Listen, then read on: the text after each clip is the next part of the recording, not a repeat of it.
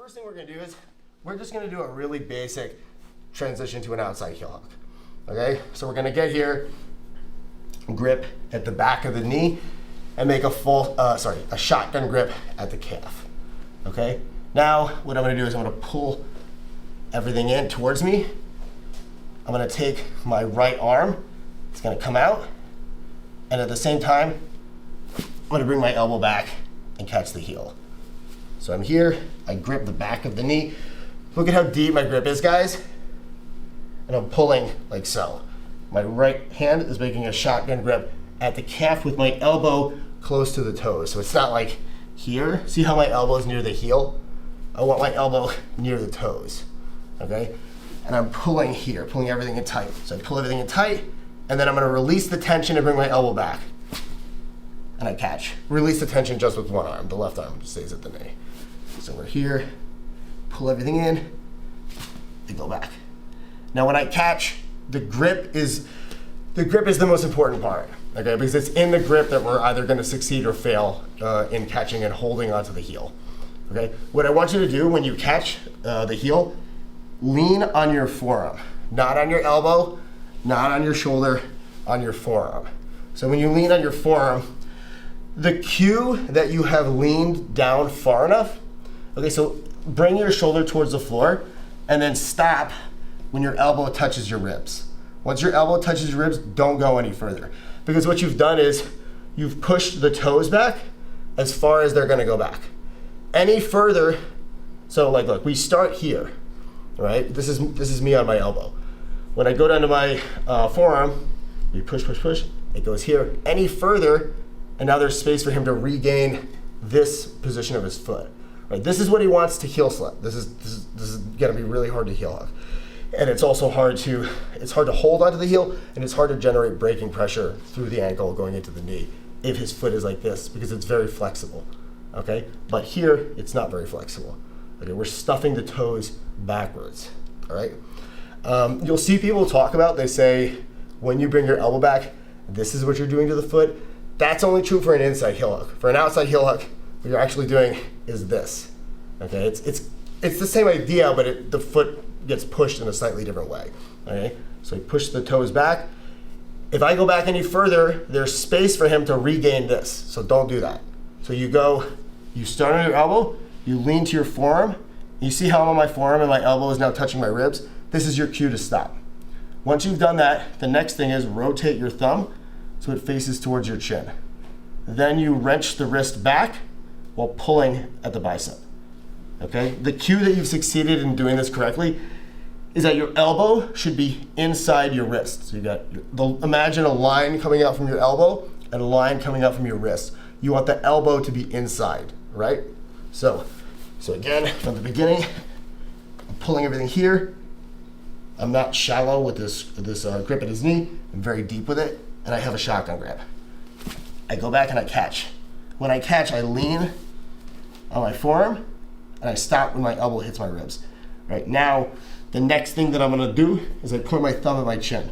Right, my thumb is pointing directly at my chin, and I wrench it back. You okay? I'll go loose here. I wrench it back so my thumb and my wrist is outside the line of my elbow. Okay. Now the finish, guys. We're just gonna connect our hands and put your forearm over his shin. Okay. What this does is we have a pulling force at his heel. That's my right arm, okay? The left arm is gonna act as a pushing force. What this is doing is holding the foot in place, okay? This is a non-rotational heel hook finish, what we're doing right now. With a non-rotational heel hook finish, it's non-rotational. I don't want there to be rotation at the heel. I'm just trying to lock the foot into place where there's a lot of tension and minimal flexibility in the ankle, okay? And then internally compress, in this case, externally compress the knee, independent of the foot. Does that make sense, guys? Yeah? So if I have any rotation here, that weakens the power of this specific type of heel hook.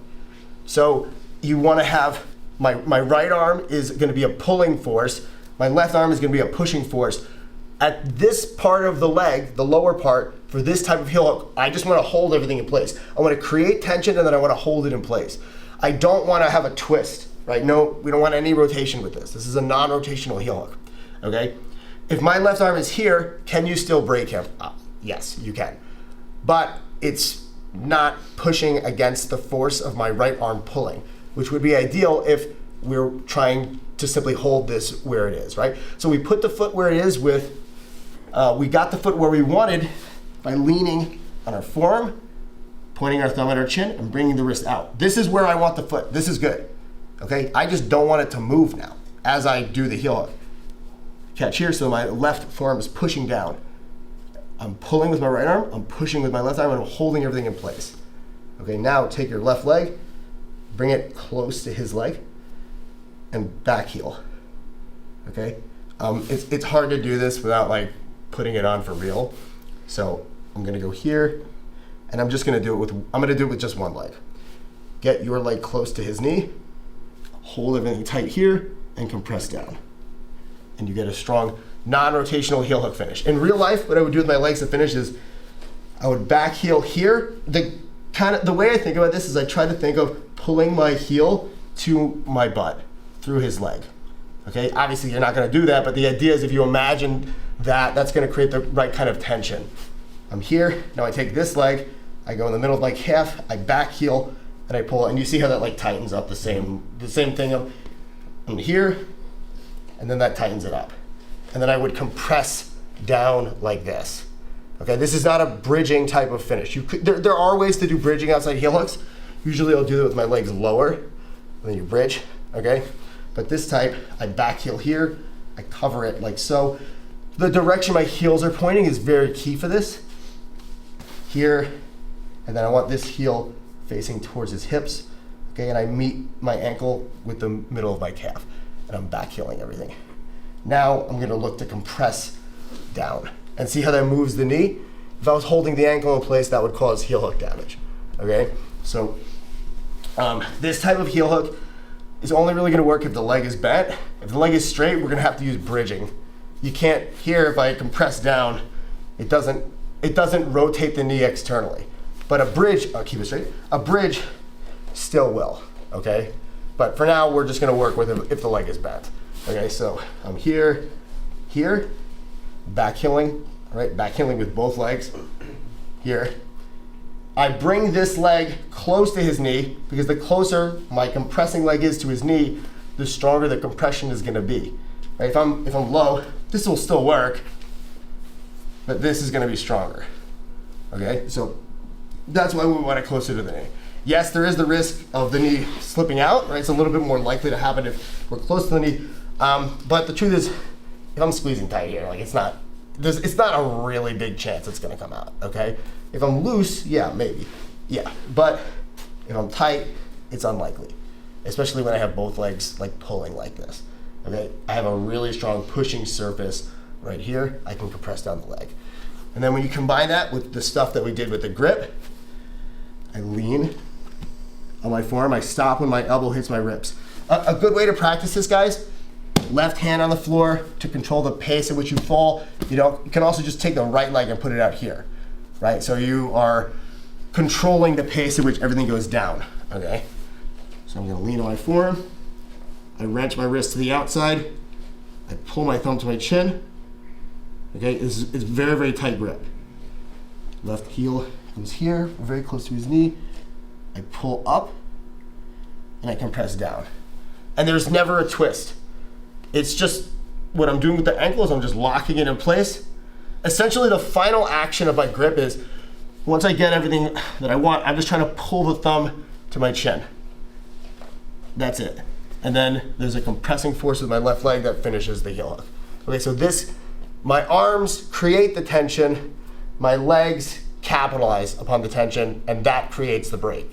Okay, does that make sense, guys? Yeah, there's a lot of details, I know, but it's important. So let's give it a shot, all right? 1, 2, 3. A way to think about what we're doing with the heel hook is, so think of my legs and my arms as serving two distinct goals in the application of this move, okay? The first thing we're trying to do is remove slack, which is another way of saying we're trying to create tension. That's what I'm doing with my arms, okay? And then my legs what they're gonna do is they're capitalizing upon the tension that we've created, right? So an analogy you can think of is, imagine there's like a string, right? And I pull the string, right? That's creating tension, I'm removing slack. If I take a pair of scissors and I cut the string, that's like capitalizing upon the tension that's been created, right?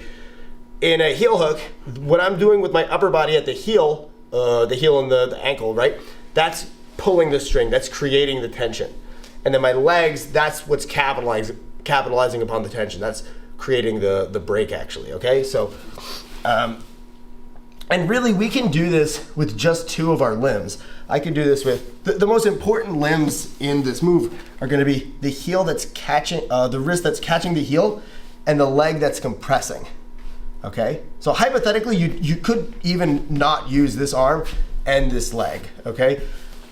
So we're creating tension here by leaning on our forearm, pulling our thumb to our chin, and bringing our wrist outside the line of our elbow. That's creating the proper tension.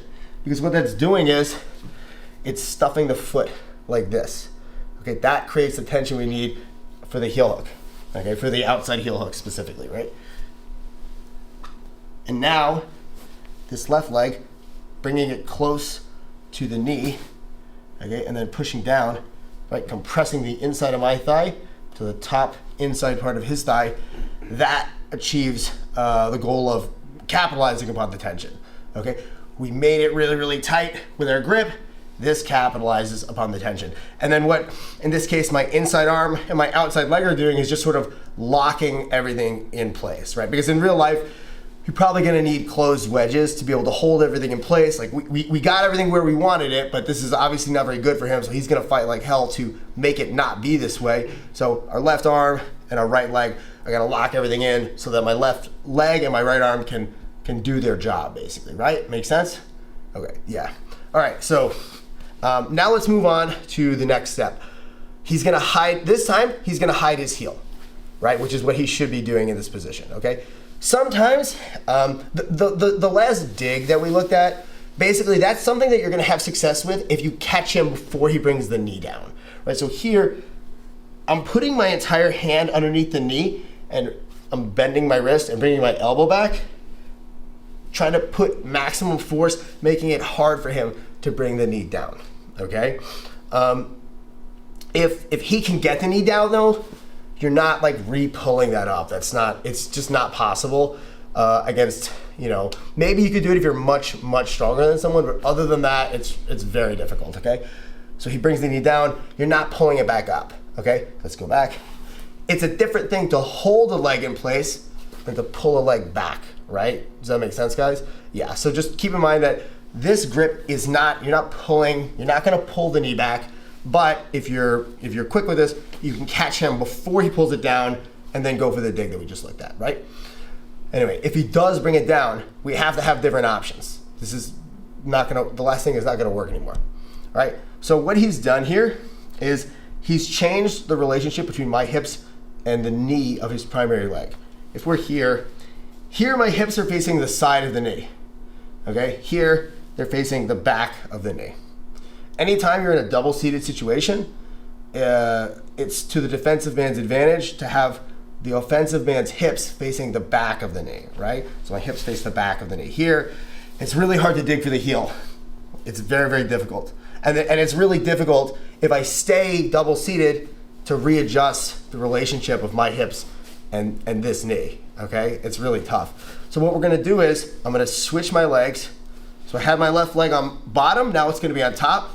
And now I'm gonna extend and start to build up a base. So I'm not double seated anymore. Now, I'm gonna get a shotgun grip. I come back, we grip the knee, and we catch the heel. Then we come back, we can go into the same finish we just did. Okay, so what we did there, we're both seated, okay? The problem for me here is that he has an advantageous angle of his knee relative to my hips, okay?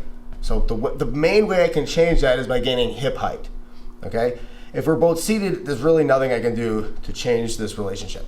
But if I lock my legs like this, I extend my left leg out, I use my right leg to, I'm like pulling it back. We call this shelving the leg. So your right leg is gonna be like a shelf, Okay, and you should, guys, I've been doing this a little lazy, do it with a shotgun grip from the start. Okay, you're here, you grip the knee as you come up, put your forehead to the floor, elbow back, and you dig. Now when I come back, what I'm gonna look to do is compress in. So I use my chest to push into his shin to get a nice bend in the leg. Then we go into the same mechanics we just did. All right? So again, we're here, he hides the heel. I maintain the shotgun grip with my right arm. Okay? I switch my grip so my left leg's on top. I extend my left leg out. I retract my right leg. This hand goes to the knee. We come up to our forehead and we dig for the heel. Now when I come back, I'm gonna crunch everything in. My goal here is to push my chest into his shin, and I'm gonna keep pulling at the knee. That helps as well. And that gets a good bend in his leg, and we can get the outside heel hook finish. If he does manage to straighten the leg out, there are ways to finish the outside heel hook here with a straighter leg. Okay, the change in mechanics is going to be that I take my legs, I bring them low to the hip, I cross my ankles. So before we were more like this, kind of like a semi-senkaku. Here I'm just gonna cross my ankles. All right. Now I'm gonna bridge in. So instead of compressing, here if his leg is straight, a compression doesn't do anything. Okay, but a bridge will. Okay, and then I'm gonna pull the heel up to my chin. Okay, so I'm not gonna use this grip anymore.